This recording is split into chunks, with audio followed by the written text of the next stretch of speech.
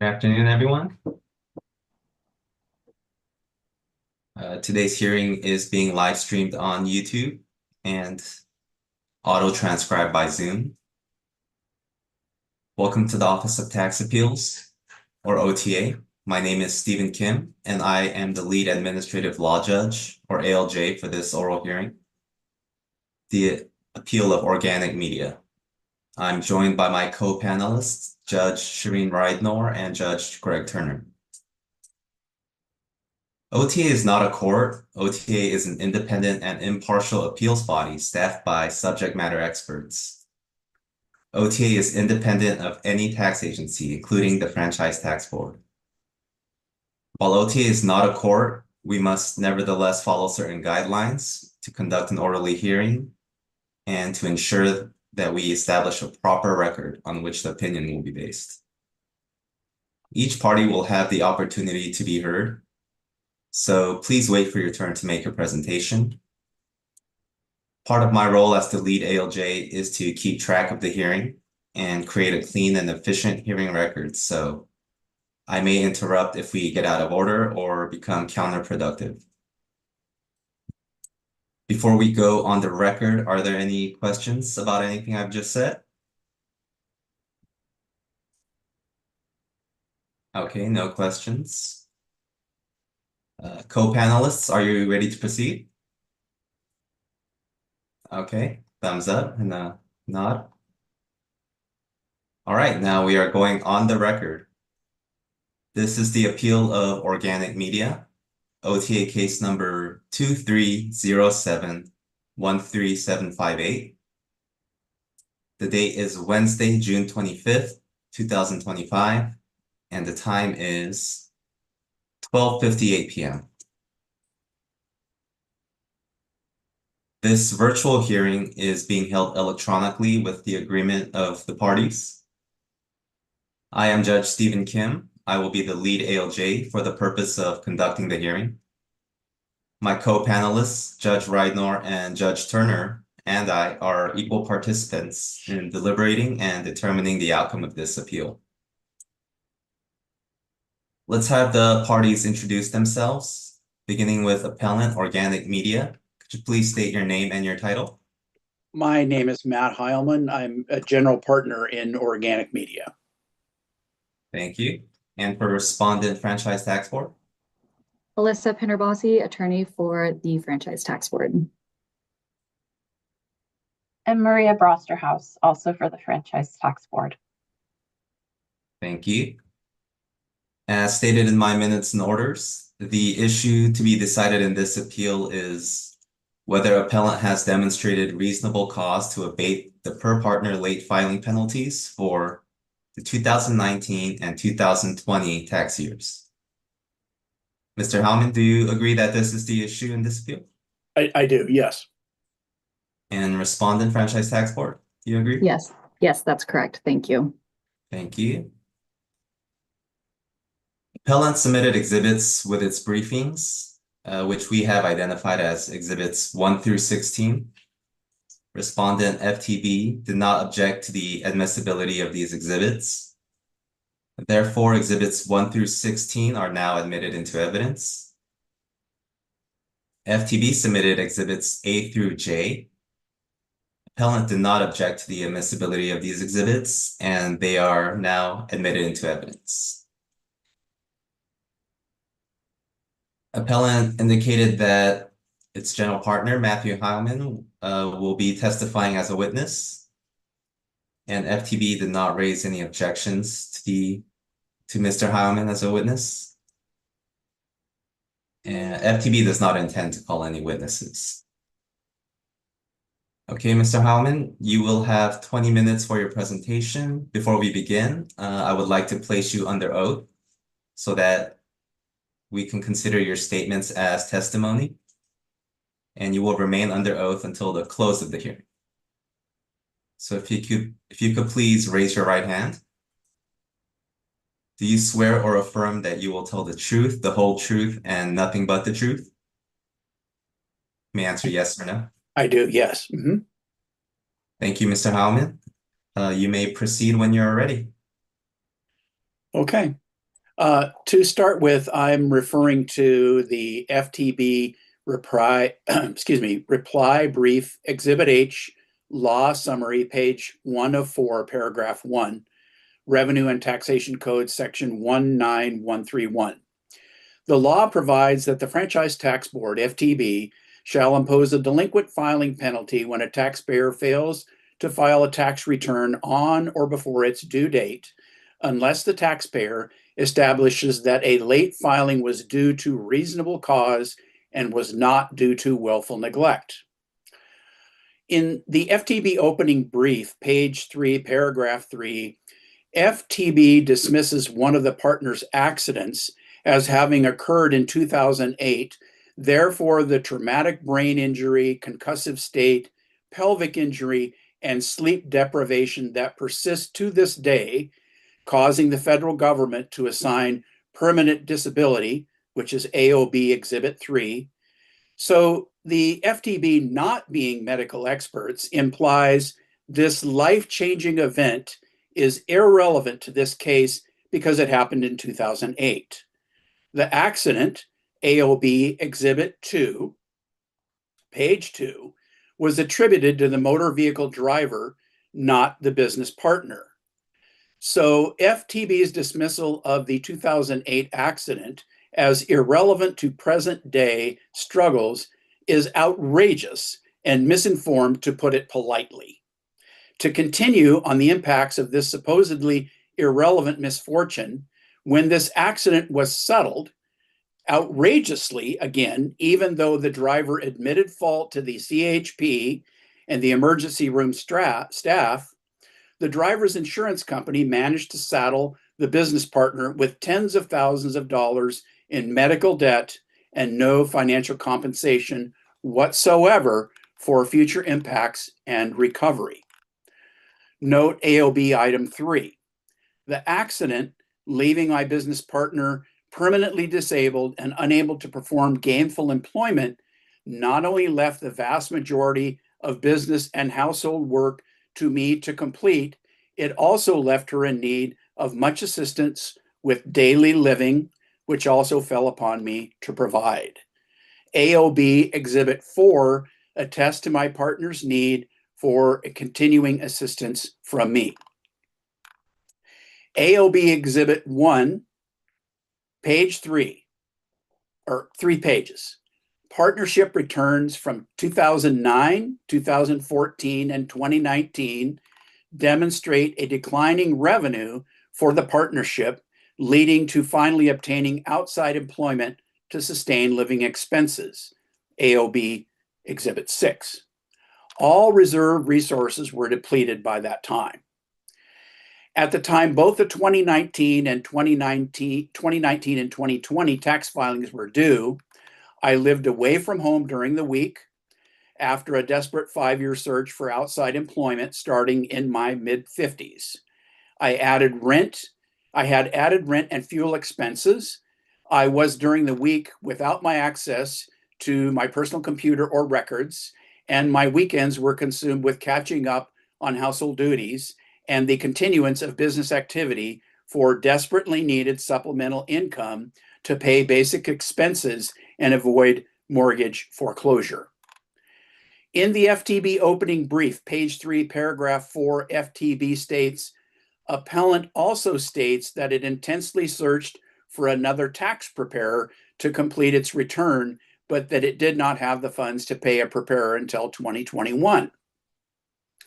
If the difficulties presented simply cause the taxpayer to sacrifice the timeliness of one aspect of the taxpayer's affairs to pursue other aspects, the taxpayers must bear the consequences of that choice, referring to Appeal of Triple Crown Baseball, LLC, 2019 OTA 025P. FTB states in this case, appellant stated one of the partners began looking for permanent employment outside appellant's business in which the partner obtained in 2019. Therefore, it appears the partner was able to pursue other endeavors instead of timely filing appellant's taxes.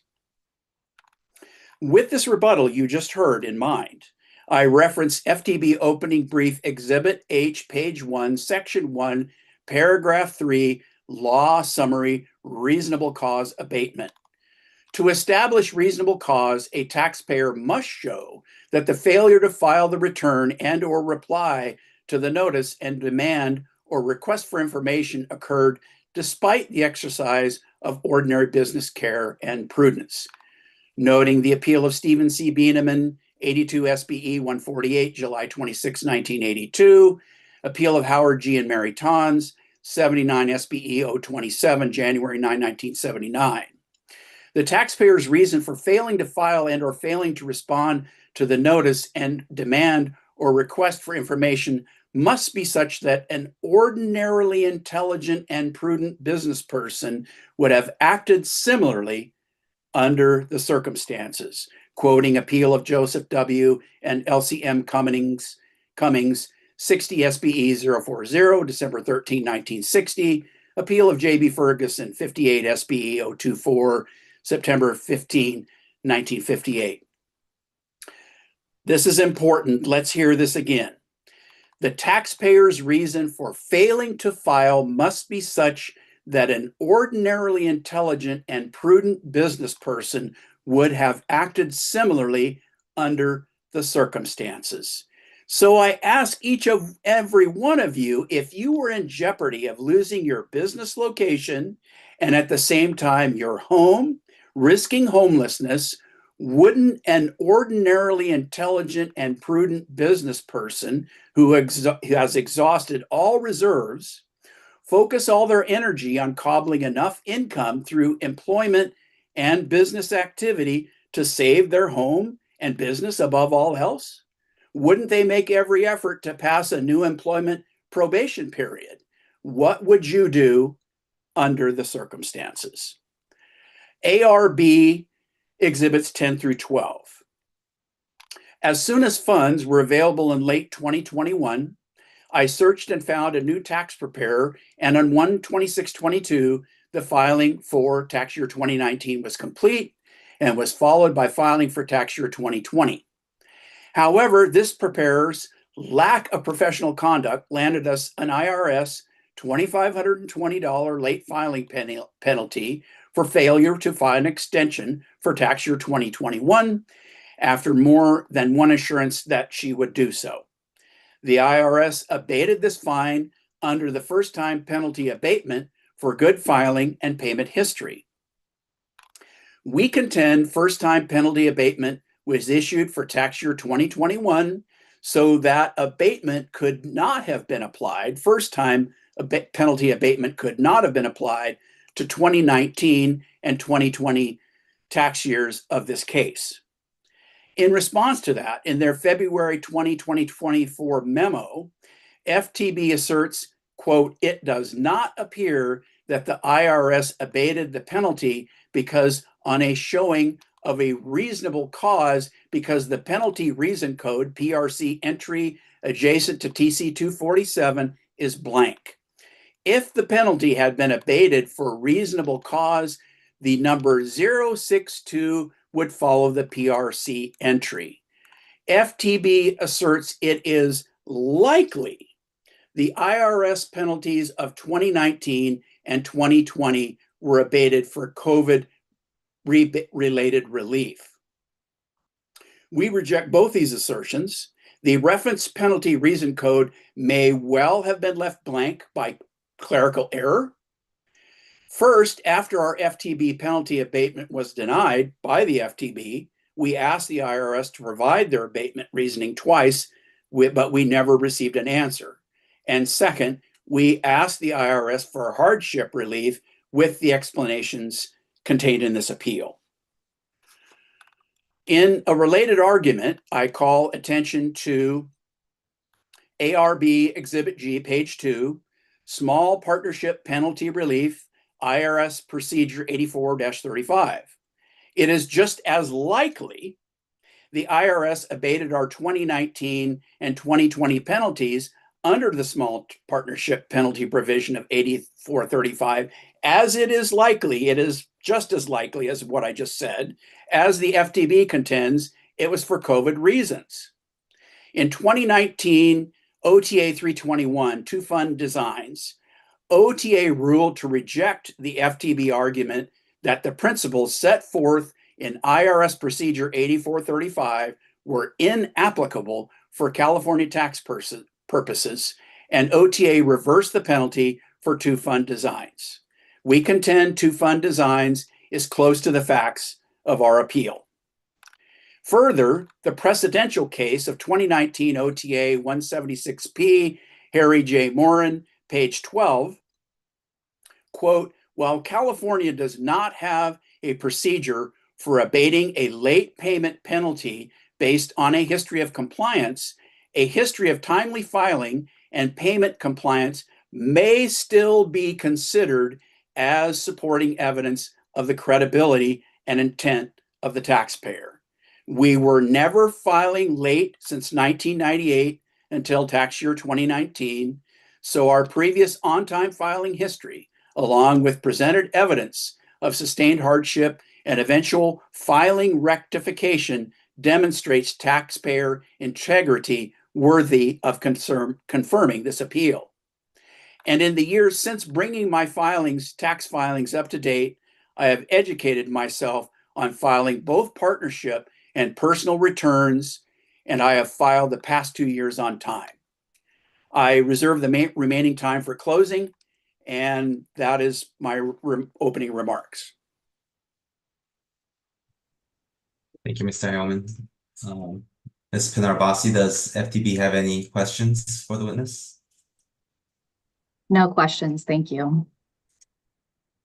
Okay, now I will ask my co-panelists if they have any questions. Judge Freidenauer? This is Judge Freidenauer. No questions at this time. Thank you. Judge Turner? No questions at this time. Thank you. Thank you. Okay, Ms. Pinarbasi, you will have 15 minutes for FTB's presentation. Please begin when you are ready. Good afternoon. My name is Alyssa Pinarbasi, and I, along with Maria Brosterhouse, represent the Franchise Tax Board. At issue in this appeal is whether appellant has established reasonable cause to abate the per partner late filing penalty imposed in the 2019 and 2020 tax years. FTB imposed the per partner late filing penalty at the maximum amount for both tax years because both returns were filed over a year after their respective due dates. The law presumes the penalty has been imposed correctly, but it can be abated upon a showing of reasonable cause and the absence of willful neglect.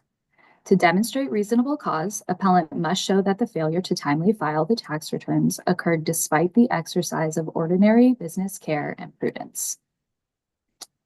Appellant describes how it managed to stay timely in prior years despite multiple hardships. However, appellant's main argument for why it filed late during the tax years at issue is because its long-time preparer retired. Appellant states the partners did not want to file a return themselves as it was too complex and they were afraid of making a mistake, and that it took 2 years to find a new preparer.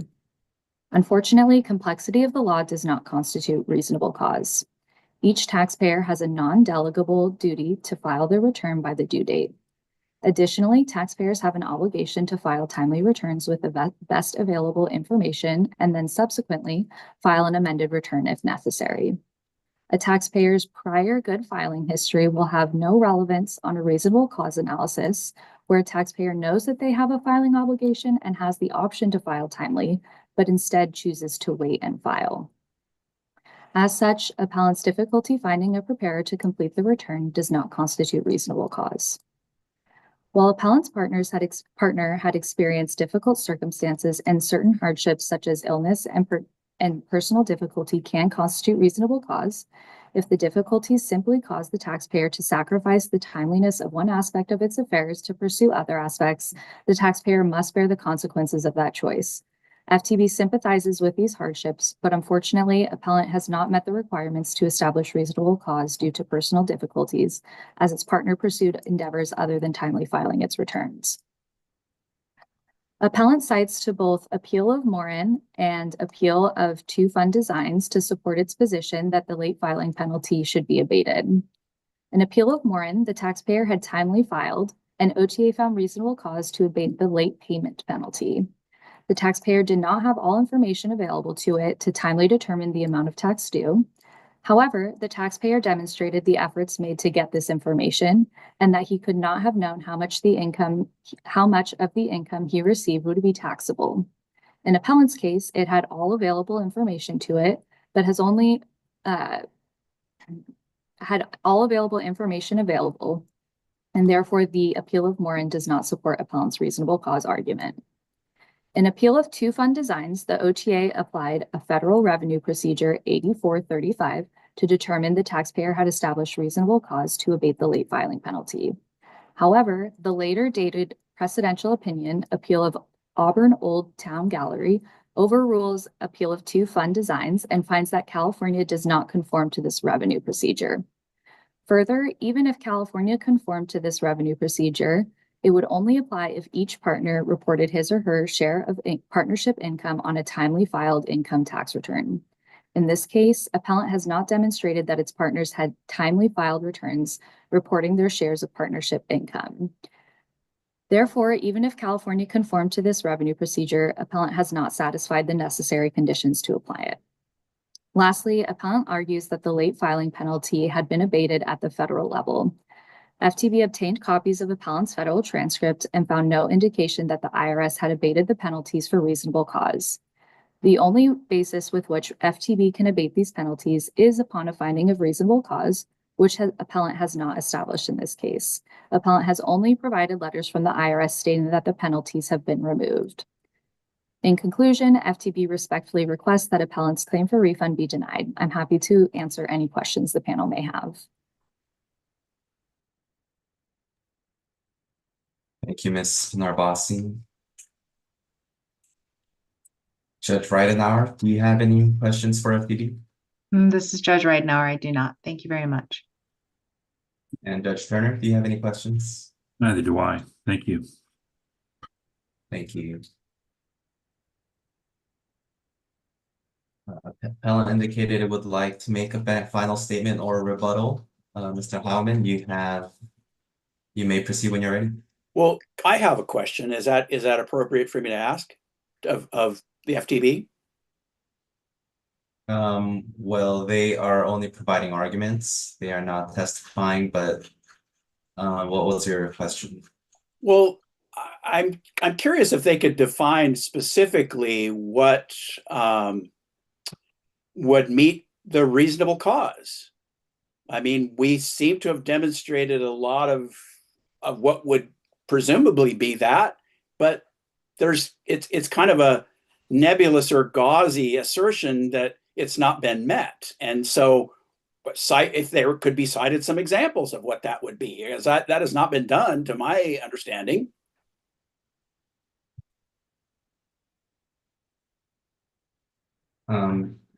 Ms. Narbasi, would you like to respond to that? Of course. So a good demonstration is the appeal of Morin, in which the taxpayer had demonstrated reasonable cause by showing that it did not have the information available to him when he tried to timely file his return. And the OTA agreed and found that there was reasonable cause. In terms of demonstrating reasonable cause for personal difficulties, it can be a high burden to meet, which you can see demonstrated in the appeal of Triple Crown and in the appeal of Head and Feliciano, in which taxpayers had both experienced personal difficulties, but because they had pursued other endeavors, they had been unable to establish reasonable cause.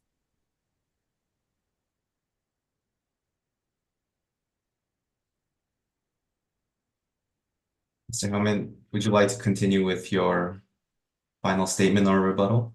I would, and you know, before I get into that, I do want to say, with all due respect, some of these comments will not be inflammatory, but they are, from the standpoint of a taxpayer and longtime resident of the state, they will be rather critical.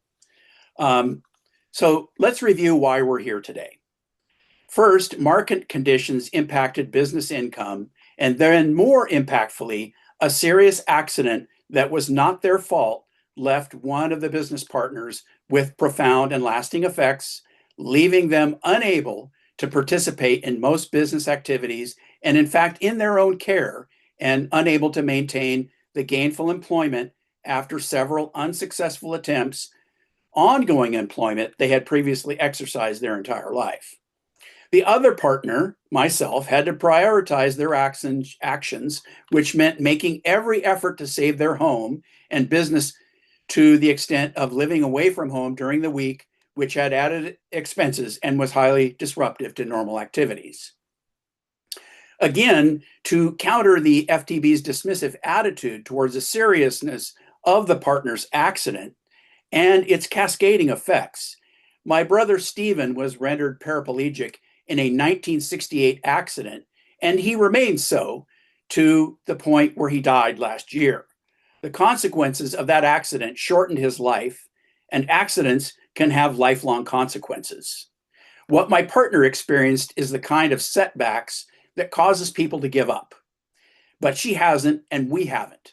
We are here today continuing to fight the fight. In closing, I want to point out the absurdity and frivolousness of this rejection for penalty abatement by the FTB. They wanted proof of hardship, and it was provided. That was picked apart and rejected. There was no benefit of the doubt, even with all that has been presented here, which was what was presented to them. Let's consider the cost to the state. The fine is a little less than $900. So we have a state attorney, level 3 or 4. We have their supervisor. We've got 3 administrative law judges and the other OTA staff involved up to this point and for the final determination. So has it cost the state $10,000, $15,000 or more dollars for this proceeding leading up to this? The IRS, which is no pushover taxing authority, didn't require us to pay the late filing penalties in order to file for abatements. So when the FTB demands penalty payment before asking for abatement, the implication is you're not going to get it back no matter what.